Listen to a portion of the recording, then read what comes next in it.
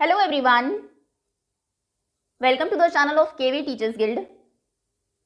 So students, this is part 3 of class 7th history 4th chapter, the Mughal Empire. और हमारा next topic है a close look to Akbar's policies. Akbar की administration policies को और closely हम देखेंगे और डिटेल में समझेंगे। So the broad features of administration were laid down by Akbar. Akbar ने एडमिनिस्ट्रेशन के ब्रॉड फीचर्स को ले डाउन किया, यानी कि रूल्स एंड पॉलिसीज को फॉर्मुलेट किया, फिर उन्हें एनफोर्स करवाया and were elaborately discussed by Abul Fazal in his book. और फिर बहुत डिटेल में इसको डिस्कस किया अबुल फजल ने अपनी बुक में, जिसका नाम था अकबरनामा। अकबरनामा के 3 वॉल्यूम्स थे और पर्टिकुलरली इन पॉलिसीज को डिस्कस किया गया था लास्ट वॉल्यूम में, जिसका नाम था आईने Akbari. Abul Fazl explained that the empire was divided into provinces called subas. Abul फजल ने अपनी बुक में बताया है कि पूरे एम्पायर को डिवाइड किया गया था प्रोविंसेस में, जिसको सूबा बोलते थे। गवर्न्ड बाय अ सूबेदार who carried out both political and military functions. उस सूबा को गवर्न करता था सूबेदार, जिसके जो political function and military functions दोनों को ही कैरी आउट कर रहा था। Each province also had a financial officer और दीवान। हर एक प्रोविंस में एक फाइनेंशियल ऑफिसर भी होता था, जिसको दीवान बोलते थे। For the maintenance of peace, शांति बनी रहे और ऑर्डर मेंटेन करने के लिए उसके प्रोविंस में सूबेदार was supported by other officers. सूबेदार को दूसरे ऑफिसर्स भी सपोर्ट करते थे, जैसे कि द मिलिट्री पे मास्टर, जो मिलिट्री को पे करता था, जिसको बख्शी बोलते थे, वो हेल्प करता था सूबेदार की। The minister in charge of religious and charitable patronage, कोई काम अगर रिलीजियस या चैरिटी के नाम पर होना है तो उसका जो मिनिस्टर था, जिसको सदर बोलते थे, मिलिट्री कमांडर फौजदार जिसको कहा जाता था, और टाउन पुलिस कमांडर कोतवाल, ये सभी मिलके हेल्प करते थे सूबेदार की लॉ एंड ऑर्डर को मेंटेन करने के लिए। Nurjahan's influence in Jahangir court. Nurjahan wife of Jahangir, इनका क्या इन्फ्लुएंस था जहांगीर के कोर्ट में, उनके दरबार में। मेहरुनिसा मैरिड दी एम्परर जहांगीर इन 1611। 1611 में मेहरुनिसा की शादी होती है एम्परर जहांगीर से and received the title Nur Jahan, और उनको नूरजहां का टाइटल मिलता है। She remained extremely loyal and supportive to the monarch. Monarch Jahangir के लिए वो बहुत ही लॉयल, बहुत ही वफादार रहती हैं और उनको बहुत सपोर्ट भी करती है। And as a mark of honour, और एक सम्मान के तौर पर, Jahangir struck silver coins bearing his own title on one side. Jahangir कुछ सिल्वर कॉइन्स, कुछ चांदी के सिक्के जारी करता है, जिसपे एक तरफ तो उसका खुद का टाइटल था and on the other side, और दूसरी साइड द इंस्क्रिप्शन कट करके ये लिखवाया गया था, struck in the name of queen Begum Nurjahan, कि ये कॉइन्स जारी किए गए हैं नूरजहां बेगम के नाम से। The adjoining document is an order, farman of Nur Jahan. ये जो आपको दिखाया गया यहाँ पर, ये नूरजहां का एक फरमान है। द स्क्वायर सील स्टेट्स, इसमें ये जो स्क्वायर सील है इस पर लिखा गया है, command of her most sublime and elevated majesty Nur Jahan Padshah Begum, कि ये जो कमांड है, ये जो आदेश है, ये बहुत सबलाइम यानी कि बहुत तारीफ के काबिल और महान महारानी नूरजहां की का कमांड है। द राउंड सील स्टेट्स, और राउंड सील पर लिखा गया है, by the son of Shah Jahangir she became as brilliant as the moon. Shah Jahangir के सन यानी कि उनकी रोशनी, उनके प्रकाश से वो मून के जैसी ब्रिलियंट हो गई है। मे Nur Jahan Badshah be the lady of the age, इस एज की, इस युग की सबसे महान लेडी वो बने, ऐसा ये सील के ऊपर लिखवाया गया है, जिससे कि वो फरमान जारी करते थे। Akbar's nobles commanded large armies and had access to large amount of revenue. Akbar के जो नोबल्स थे, जो सरदार थे, उनके पास लार्ज आर्मी होती थी और लार्ज अमाउंट ऑफ रेवेन्यू पर उनका एक्सेस भी था, यानी कि उनके पास पैसे भी थे और आर्मी भी थी। While they were loyal to the empire function efficiently, जब तक वो एम्पायर के लिए लॉयल थे, वफादार थे, तो बहुत एफिशिएंटली फंक्शन करते थे। But by the end of the 17th century many nobles had built independent networks of their own. ये हमने देखा भी था कि औरंगजेब के शासन के लास्ट कुछ ईयर्स में बहुत सारे ऐसे नॉबल्स थे जो कि रेबेलियस हो गए थे, उन्होंने अपना इंडिपेंडेंट नेटवर्क सेटअप कर लिया था मुगल एम्पायर से अलग होकर। Their loyalties to the empire were weakened by their own self interest, वो अपने सेल्फ इंटरेस्ट में काम करने लगे थे, इसलिए उनकी जो लॉयल्टी थी वो वीक होने लगी थी एम्पायर की तरफ। While Akbar was at Fatehpur Sikri during the 1570s, he started discussion on religion with the ulema. जब 1570s में अकबर फतेहपुर सीकरी में थे तो उन्होंने रिलीजियस डिस्कशन शुरू किए, धर्मों के ऊपर डिस्कशन शुरू किए उलेमास के साथ, Brahmins, Jesuit priests who were Roman Catholics and Zoroastrians. उलेमास यानी कि जो मुस्लिम धर्म के नॉलेज वाले लोग थे, ब्राह्मण्स के साथ हिंदू धर्म एंड जीसस को मानने वाले यानी कि क्रिश्चियन को जानने वाले लोग, एंड ज़ोरोएस्ट्रियन पारसीज के साथ। उन्होंने सभी धर्मों के लोगों के साथ रिलीजियस डिस्कशन शुरू किए। These discussions took place in the इबादत खाना, और ये डिस्कशन इबादत खाना में होते थे। He was interested in the religion and social customs of different people. Akbar interested थे रिलीजन में, धर्मों में, और डिफरेंट रिलीजन के लोगों के जो सोशल कस्टम्स होते थे उनमें। Akbar's interaction with people of different faiths made him realise that religious scholars who emphasized ritual and dogma were often bigots। अकबर ने जब इंटरेक्शन किया अलग अलग धर्मों के लोगों के साथ तो उन्हें ये रियलाइज हुआ कि ये जो रिलीजियस स्कॉलर्स हैं जो कि एम्फेसाइज करते हैं रिचुअल्स में और डॉगमा में, डॉगमा यानी कि एक स्टेटमेंट और an interpretation declared as authoritative with the expectation that it would be followed without question, कि ये धर्म में लिखा गया है तो बिना किसी सवाल के आपको ये स्टेटमेंट फॉलो करनी है, उसको डॉगमा बोलते हैं। तो जो रिचुअल परफॉर्म करते हैं, यज्ञ करते हैं या फिर डॉगमास में बिलीव करवाते हैं लोगों को, ऐसे लोग बिगट्स होते हैं। बिगट्स यानी कि एक इंडिविजुअल जो इंटॉलरेंट होता है दूसरे धर्म के बिलीव्स या कल्चर्स के प्रति, अपने ही धर्म को सिर्फ सुपीरियर मानता है।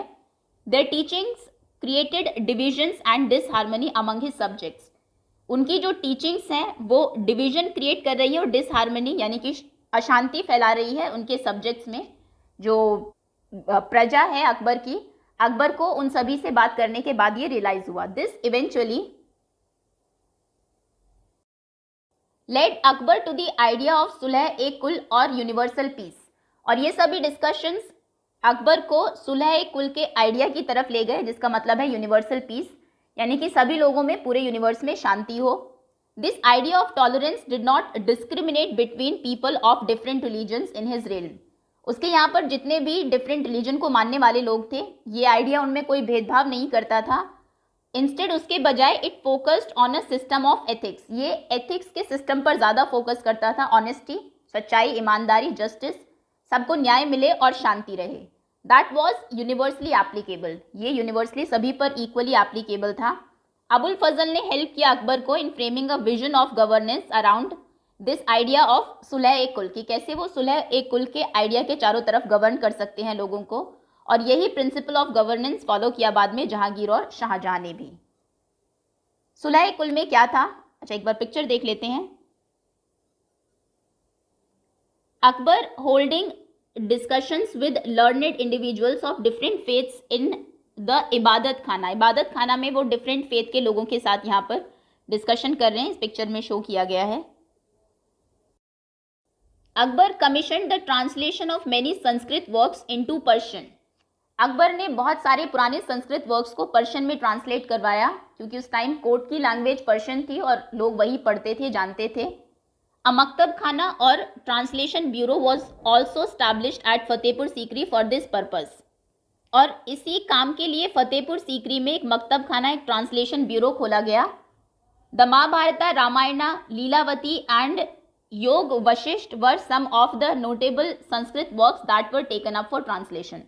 ट्रांसलेशन के लिए किन किन संस्कृत वर्क्स को लिया गया? महाभारत, रामायण, लीलावती और योग वशिष्ठ। द रस मना महा Persian translation of Mahabharata contains lavish illustrations of the events of Mahabharata. जो महाभारत की पर्शियन ट्रांसलेशन है उसका नाम है रस मना महा। उसमें बहुत लाविश, बहुत शानदार तरीके से महाभारत के जो इवेंट्स हैं उनको इलस्ट्रेट किया गया है। ओके, अभी सुलह कुल देखते हैं। Jahangir Akbar son describe his father's policy of sulh kul in the following words. Akbar के सन जहांगीर ने उनके जो फादर की पॉलिसी थी सुलह कुल, उसको इन वर्ड्स में डिस्क्राइब किया है। As in the wide expanse of divine compassion, divine यानी कि भगवान के कंपैशन में, कंपैशन यानी कि दूसरों के दुख दर्द को समझना, उसको अंडरस्टैंड करना, उसका बहुत वाइड एक्सपेंस है, यानी कि उसमें बहुत जगह है उसके आंचल में। There is room for all classes and the followers of all creed. आप किसी भी क्रीड को मानते हो, किसी भी क्लास से बिलोंग करते हो, आपके लिए वहाँ पर स्पेस है। So in his imperial dominion, dominions तो गॉड का जो एक बहुत विशाल बहुत बड़ा साम्राज्य है, which on all sides were limited only by the sea, जिसमें चारों तरफ जो लिमिट है वो समुद्र की ही है. There was room for the professors of opposite religions, दूसरे रिलीजन के जो प्रोफेसर है उनके लिए भी वहां पर जगह है. And for beliefs good and bad, सभी के लिए उसमें स्पेस है. And the road of intolerance was closed, उसमें जो इंटॉलरेंस की रोड है कि आप दूसरे रिलीजन को टॉलरेट ही नहीं कर सकते, आपको आपका ही धर्म जो है वो सुपीरियर लगता है, वो रोड उसमें क्लोज्ड है. Sunnis and Shias met in one mosque, वहाँ पर सुन्नीस और सियाज एक ही मॉस्क में, एक ही मस्जिद में मिलते हैं. Christians and Jews in one church to pray, एक ही चर्च में क्रिश्चियंस और ज्यूज प्रे करने के लिए जाते हैं. He consistently followed the principle of universal peace, sulh e kul. और वो गॉड जो है वो कंसिस्टेंटली एक ही प्रिंसिपल को सिर्फ फॉलो करता है, वो है कि पूरे यूनिवर्स में शांति होनी चाहिए. Now the Mughal empire in the 17th century and after, 17th century यानी कि 1601 से लेकर 1700 और उसके बाद में मुगल एम्पायर कैसा था, मतलब कि अभी हम अकबर के बाद की बात कर रहे हैं, क्योंकि अकबर का रूलिंग पीरियड 1605 तक ही था, 1556 से लेकर. So the administrative and military efficiency of Mughal Empire led to great economic and commercial prosperity. इनकी एडमिनिस्ट्रेटिव पॉलिसीज इतनी अच्छी थी, मिलिट्री वाइज भी बहुत एफिशिएंट था मुगल एम्पायर, उसकी वजह से इकोनॉमिकली और कमर्शियली ये बहुत प्रॉस्पेरस थे, यानी कि ट्रेड व्यापार भी अच्छा था और बहुत पैसे वाले लोग भी थे, वेल्दी भी थे. International travellers described it as the favoured land of wealth. जो इंटरनेशनल ट्रैवलर्स हैं यहाँ पर ट्रैवलिंग के लिए आते हैं, उन्होंने इसको एक फेबल्ड यानी कि बहुत फेमस और एक इमेजिनरी लैंड ऑफ वेल्थ बोला है. But these same visitors were also appalled at the state of poverty that existed side by side with the great opulence. लेकिन यही सेम विजिटर्स बहुत शॉक, बहुत दुख भी इनको होता था जब ये पॉवर्टी, गरीब लोगों को देखते थे जो कि उन अमीर लोगों के साइड बाय साइड एग्जिस्ट कर रही है. द इनइक्वालिटीज वर ग्लेरिंग, और ये जो इनइक्वालिटी थी कि या तो लोग बहुत अमीर है या बहुत ही ज़्यादा गरीब है, ये बिल्कुल साफ दिखाई देती थी. Documents from the 20th year of Shahjahan's reign, Shahjahan के शासन के 20वें साल का एक डॉक्यूमेंट है जो कि हमें इन्फॉर्म करता है that the highest ranking mansabdars were only 445 in number out of total of 8000. Total 8000 mansabdars थे, जिसमें से हाईएस्ट रैंक वाले सिर्फ 445 थे, जो कि सिर्फ 5.6% है टोटल नंबर ऑफ मनसबदार्स का. Received 61.5% of total estimated revenue of the empire as salaries for themselves and their troopers. सिर्फ 5.6% हाईएस्ट रैंक वाले मनसबदार्स थे जिनकी सैलरी थी 61.5%, जो टोटल रेवेन्यू था एम्पायर का सैलरी के तौर पर दिया जाता था उन्हें और उनके ट्रूपर्स यानी कि जो कैवलरी मैन हैं उनको. The Mughal emperors and their mansabdars spent a great deal of their income on salaries and goods. Mughal emperors और मनसबदार्स ज़्यादातर जो उनकी इनकम थी उसको सैलरीज में और गुड्स में, चीज़ों को खरीदने में ही खर्च करते थे. This expenditure benefited the artisans and peasantry, और इसकी वजह से कौन बेनिफिटेड होते थे, किसको इसका बेनिफिट होता था? आर्टिसंस को, जो उस टाइम पर आर्ट का काम करते थे, कलाकार, शिल्पकार, और पीजेंट्री, किसानों को जो कि उनको सप्लाई करते थे गुड्स, चीज़ें और प्रोड्यूस फसल, peasantry. But the scale of revenue collection left very little for investment in the hands of primary producers, the peasants and the artisans. लेकिन टैक्स इतना ज़्यादा था कि टैक्स देने के बाद किसानों के और आर्टिसंस के हाथों में बहुत ही कम बचता था किसी भी चीज़ में इन्वेस्ट करने के लिए. The poorest among them live from hand to mouth, जो बहुत गरीब थे वो हैंड टू माउथ बिल्कुल जितना बच रहा है उतना ही खा लिया, कुछ भी उनके पास बचता नहीं था. And they could hardly consider investing in additional resources, मुश्किल से किसी एडिशनल रिसोर्स में इन्वेस्ट करने का वो सोचते थे, जैसे कि कोई नया टूल उन्हें खरीदना है अपनी प्रोडक्टिविटी इंक्रीज करने के लिए, तो नहीं कर पाते थे क्योंकि उतना पैसा ही नहीं बचता था. ज़्यादातर जो प्रोडक्शन है वो एज टैक्स ही उनको देना होता था. द वेल्दियर पीजेंट्री, अभी जो कुछ अमीर किसान थे या आर्टिसनल ग्रुप था. The merchants and bankers, merchants थे जो व्यापार करते थे या बैंकर्स थे, वो प्रॉफिटेड थे इस इकोनॉमिक वर्ल्ड में. यानी कि जो अमीर थे वो और अमीर होते जा रहे थे और जो गरीब थे वो और भी ज़्यादा गरीब हो रहे थे. The enormous wealth and resources commanded by the Mughal elite, Mughal empire में जो हायर सोशल क्लास के लोग थे उनके पास इतनी ज़्यादा वेल्थ पैसा था और रिसोर्सेज थे, which made them an extremely powerful group of people in the late 17th century। कि लेट 17th सेंचुरी में हम देखेंगे कि ये एक बहुत ही पावरफुल लोगों का ग्रुप बन जाएगा। As the authority of Mughal emperor slowly decline, और जैसे मुगल एम्पर की जो अथॉरिटी है वो धीरे धीरे कम होनी शुरू होगी, एम्पायर वीक होना स्टार्ट होगा। His servants emerged as powerful centres of power in the regions. Different regions में ये जो उसके सर्वेंट थे ये एक पावरफुल सेंटर बन जाएंगे पावर का, पावर इन्हीं के हाथ में होगी। दे कॉन्स्टिट्यूटेड न्यू डायनेस्टीज, नई डायनेस्टीज बनाएंगे, and held command of province like Hyderabad and Awadh. Hyderabad और अवध की तरह बहुत सारे प्रोविंसेस पर इन्हीं की कमांड होगी। Although they continue to recognise the Mughal emperor in Delhi as their master. हालांकि लेट 17th सेंचुरी तक ये दिल्ली में जो मुगल एम्पर था उसको ही अपना मास्टर मानते थे, इंडिपेंडेंट नहीं हुए थे। लेकिन by the 18th century the provinces of the empire had consolidated their independent political identity. बाद में ये अलग हो जाएंगे एम्पायर से और अपनी अलग एक इंडिपेंडेंट पॉलिटिकल आइडेंटिटी बनाएंगे, जिसको कि हम और डिटेल में पढ़ेंगे चैप्टर 10 में। नाउ एल्सवेयर, इंडियन सब कॉन्टिनेंट में तो हमने देखा कि इस टाइम पर मुगल्स बहुत पावरफुल हो गए थे। अभी वर्ल्ड के दूसरे पार्ट्स में क्या चल रहा था? Kings and queens. There were several great monarchs. Mughals की तरह ही और भी कुछ ग्रेट मोनार्क्स थे, ऑल नियर कंटेम्प्रेरीज, जो कि इसी टाइम पीरियड पर रूल कर रहे थे in different parts of the world in 16th century. World के डिफरेंट पार्ट्स में 16th सेंचुरी में, यानी कि 1501 से लेकर 1600 में। These included the ruler of Ottoman Turkey, सुल्तान सुलेमान, जिनका रूलिंग पीरियड था 1520 से लेकर 1566 तक। सो इसमें एक ग्रेट रूलर रहे हैं ओटोमन टर्की के, नाम था Sultan Suleiman. During his rule the Ottoman state expanded into Europe, seizing Hungary and be seizing Austria. तो इनके टाइम पीरियड पर ऑटोमन स्टेट ने यूरोप में अपना जो एम्पायर है उसको एक्सपैंड किया, हंगरी को सीज कर लिया, उस पर अपना कब्जा कर लिया, और ऑस्ट्रिया को बी सीज यानी कि चारों तरफ से मिलिट्री से घेर लिया। His armies also seized Baghdad and Iraq, much of north Africa, north Africa के बहुत नीचे तक, all the way into Morocco. Acknowledged Ottoman authority, वो भी ऑटोमन की अथॉरिटी को मानते थे। Suleiman also reconstructed the Ottoman navy, भी उसने रिकंस्ट्रक्ट की। Its dominion over the eastern Mediterranean brought the navy into competition with Spain. So ये ईस्टर्न मेडिटेरेनियन सी में अपना डोमिनियन स्टैब्लिश कर रहा था, जिसकी वजह से स्पेन की नेवी के साथ इसका कंपटीशन भी हुआ। In the Arabian sea it challenge the Portuguese, Arabian sea में इसने पोर्चुगीज को चैलेंज किया। The monarch was given the title of al Kanuni, the law giver. इसको अल कानूनी का टाइटल दिया गया था because of large number of regulations, कानून पास्ड ड्यूरिंग हिज रेन, क्योंकि इसके शासन में बहुत ज़्यादा लॉज कंस्ट्रक्ट किए गए थे, बहुत सारे कानून पास किए गए थे।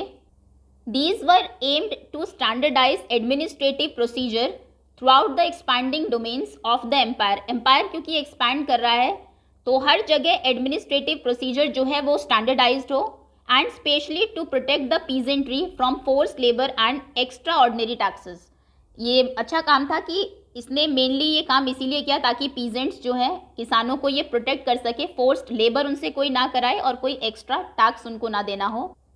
Letter in the 17th century when public order declined the Ottoman domains, the reign of Suleiman Kanuni was remembered as a period of ideal governance. बाद में लेट 17th सेंचुरी में जब ऑटोमन डोमेन डिक्लाइन होता है तो सुलेमान कानूनी का जो शासन था उसको एक तरीके से आइडियल गवर्नेंस की ये आदर्श है इसके तौर पर याद किया जाता है। Find out more about Akbar's other contemporaries. Akbar के टाइम के जो दूसरे कंटेम्प्रेरीज थे, दूसरे जो रूलर्स थे जो वर्ल्ड के दूसरे पार्ट में रूल कर रहे थे, the ruler of England queen Elizabeth first, जिनका रूलिंग पीरियड 58 से 63 तक था। अकबर का कब से कब तक था? 56 से लेकर 1605 तक। दूसरे थे Safavid ruler of Iran Shah Abbas 1588 से लेकर 1629 तक, एंड बहुत controversial Russian ruler Tsar Ivan fourth Vasilyevich, जिनको कि इवान द टेरिबल भी बोला जाता था, 1530 से लेकर 1584 तक। इनके बारे में और डिटेल में आप पता करिए। Okay, that's all. इसी के साथ चैप्टर हमारा ओवर होता है। होपफुली मुगल एम्पायर आप सभी को समझ में आ गया होगा। That's all, thank you so much for watching. That's all, इसी के साथ चैप्टर हमारा ओवर होता है। होपफुली मुगल एम्पायर आप सभी को समझ में आ गया होगा। That's all, thank you so much for watching.